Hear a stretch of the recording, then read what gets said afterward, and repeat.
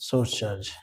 ठीक, अब ये जब सोर्स चार्ज है तो इस चार्ज की हर कोई चार्ज, हर सिंगल चार्ज के पास एक अपनी फील्ड होती है, लेकिन उस फील्ड के इफेक्ट को एलोबरेट करने के लिए, डिलीवर करने के लिए, यानी ऐसा कहो कि इस फील्ड की स्ट्रेंथ कैसा है, इस फील्ड की जो है ना एक कैपेबिलिटी कितनी है, इसके लिए एक दूसरा चार्ज का होना बहुत जरूरी है।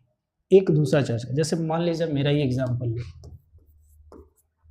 हम जैसे पढ़ा रहे हैं, समझाने का प्रयास भी कर रहे हैं, अब सामने वाले तुम लोगों को समझ में कितना आया नहीं आया ये डिपेंड करता है तुम्हारे ऊपर।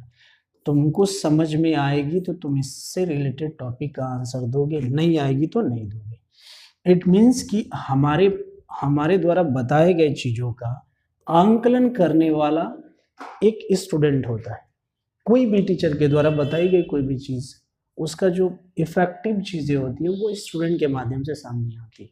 तो जैसे मान लो कि ये फील्ड जनरेट कर सकता है, single charge can generate electric field, but इस इलेक्ट्रिक फील्ड की इफेक्ट कितनी है, इस इलेक्ट्रिक फील्ड का वैल्यू इफेक्ट कितना ज़्यादा है, कम है, ज़्यादा है, बहुत ज़्यादा है, क्या है, नहीं है, इसके लिए एक टेस्ट चार्ज का होना बहुत ज़रूरी होता है।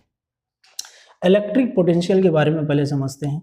हमने क्या किया, एक चार्ज लिया जो सोर्स चार्ज है, इसके सराउंडेड एरिया में एक फील्ड है, हमने एक पॉइंट लिया, हमने क्या किया, एक पॉइंट लिया, मान लो P पॉइंट है।